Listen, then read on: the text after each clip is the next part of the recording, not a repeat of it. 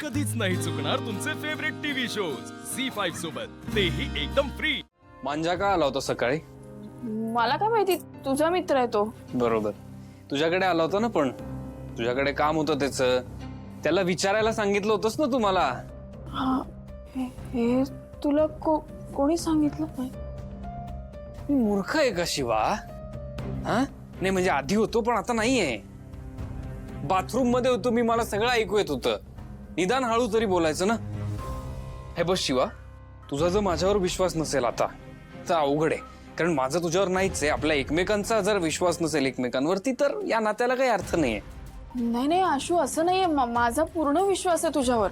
फक्त तू मला काय बोललायस की तुझी चूक आहे आणि ती काय आहे काय नाही ते मला सांगायलाही तयार नाहीयेस तू।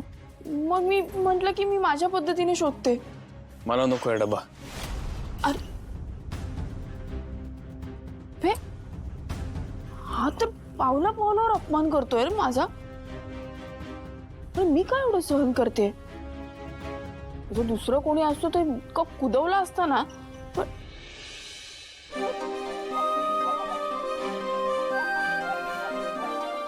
पागल शिवा, हेच तर प्रेम आहे।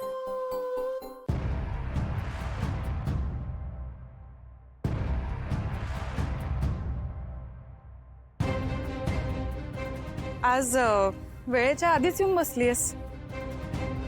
ही वेळ तुझ्याशी बोलणं महत्वाचं आहे ना जास्त, विश्वास बसलेला दिसतोय माझ्या माहितीवर, म्हणूनच पुन्हा तुला भेटायला आली आहे इथे। हा पण हिशोब झालेला नाहीये।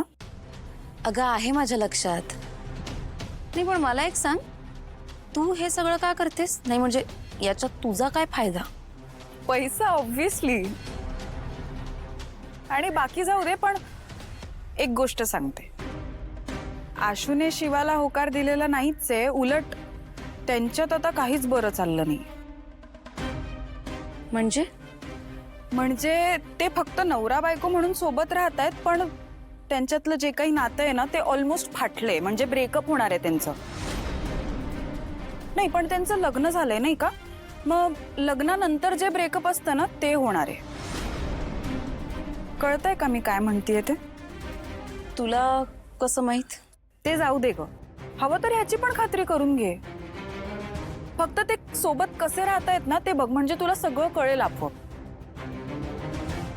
त्यांच्यातलं नातं संपणारच आहे, पण ते कसं संपायचंय हे आपल्या हातात असू शकतं।